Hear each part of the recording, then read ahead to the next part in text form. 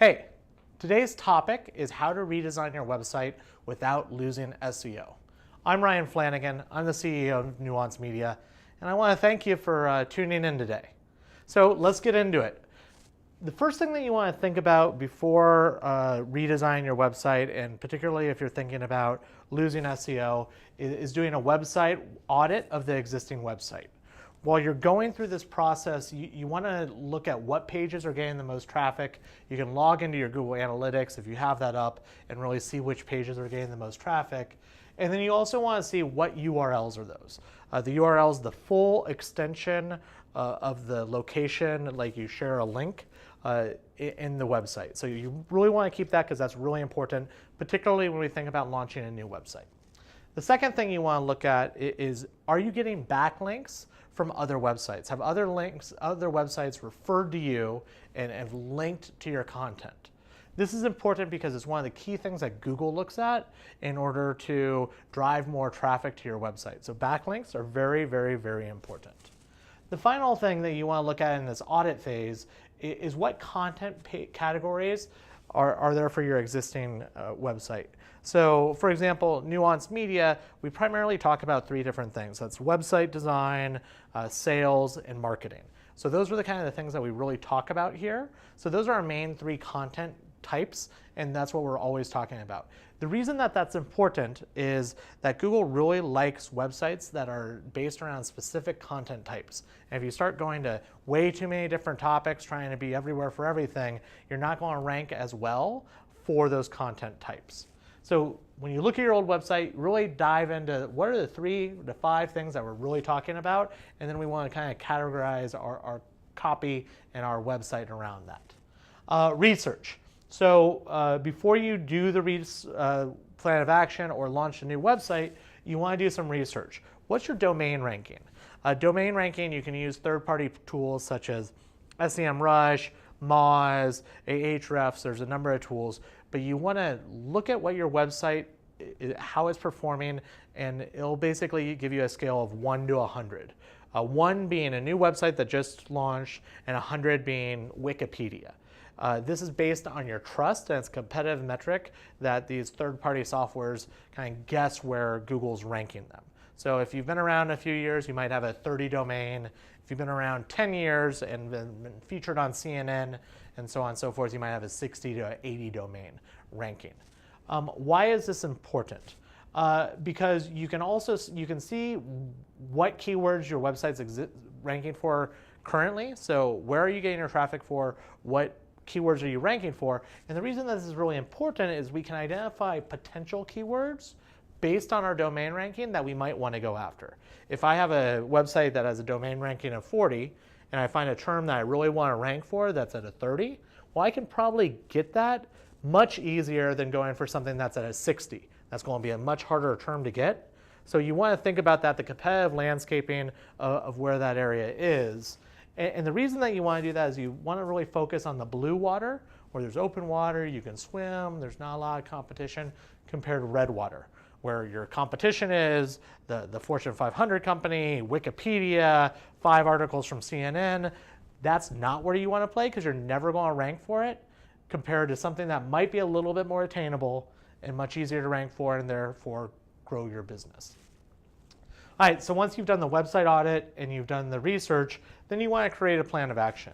What keyword topics do you really want to go for? What are the 3 to 5 topics? And these can be big topics such as sales, website, marketing. Those are big topics with numerous subtopics on those. But what are those major topics that you want to go for? And then what pages are going to own those topics?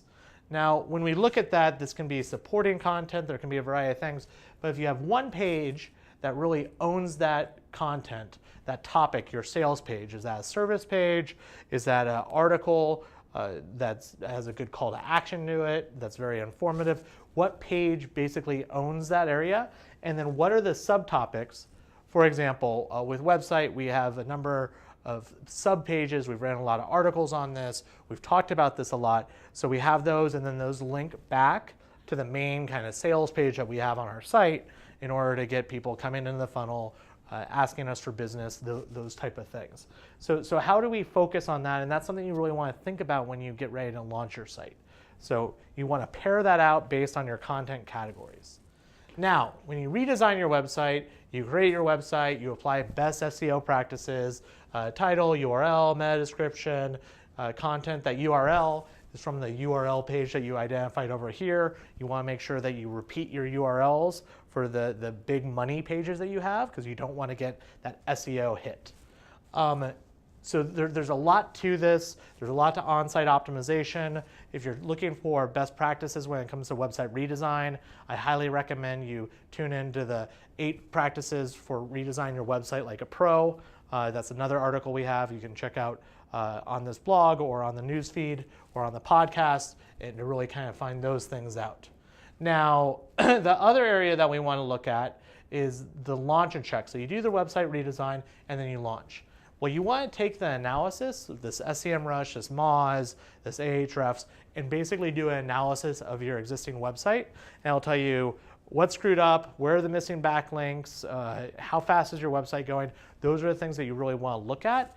And you want to make sure that you make sure your website's moving as quickly as possible, because that's a major thing. I don't know if you've ever been on a website but it loads slow. You got 3 seconds to be up there to get that call to action, to grab somebody's attention, or you're done.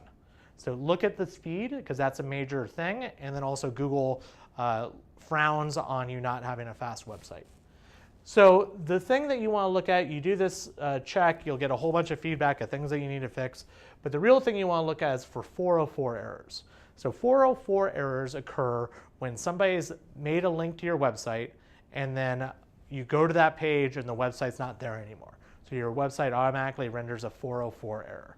Now this is important because somebody out there has taken time to build a link to your website and now you're just poo-pooing it. You are not giving them a place to go. So there's 2 things to do. You can create content to that URL based on what was already existing there, or you can do a 301 redirect. Now when you do that 301 redirect, that's just a term of basically if this URL, if they come to this page, redirect it to this other page. You will take a 1 to 10% hit on doing that redirect, but you can also take it if you don't have these pages anymore, you can push them to this main page, and this main page, your money keyword that you're really going for or topic that you're really going for can have more dominance and rank higher based on that. So that's kind of how you engineer that. Okay, so that's basically how you redesign your website and don't lose SEO by doing some audits, research, plan of action, launch, and then launch and check what's going on. But I did want to take a moment to talk to you about the real reasons that we're concerned about SEO. And the real reasons that we're doing a website redesign and really probably concerned about SEO is that we were trying to get our company to be more, to grow and be more profitable. So the things that you really want to monitor that will kind of be a bigger KPI, key performance indicators on how your website's doing other than just SEO on its own, is look at the number of contacts, phone calls, and web submissions that you're getting through your website after the website launch. So hopefully that's set up appropriately in Google Analytics. You can track that, but just make sure that that's staying normal or at least increasing and not decreasing. The next thing is you can look at engagement, user interaction. How are people using your site? What's their time on site? How many pages have they visited? The third thing here is really traffic. Right? Is your traffic gone up or down, or have you lost areas? So those things are really bigger indicators of the big picture, the health of your website. Is, are you getting leads? Are you getting more or less traffic? What's the user engagement like? And then the final thing you might want to think about is really conversion optimization. Because if you go through after you launch your new website and do some minor conversion optimization, you can really increase your leads, your web forms, your contacts, and all those type of things. And that's typically the real reason that you did a website redesign in the first place. Okay, that's all I have for you. Again, I'm Ryan Flanagan. You can find me on Twitter, Facebook, or LinkedIn. You can also follow Nuance Media at Nuance Media on Twitter, Facebook, and LinkedIn. If you've ever wondered what the cost of a website might be, we've actually taken the time at Nuance Media to put together a website cost calculator. This asks a series of questions, and at the end, you get a range from low to high end of what your website might cost. If you're interested in finding out more about that, The link is in the description below. Okay, hope you have a great day, and we'll see you in the next video. Cheers.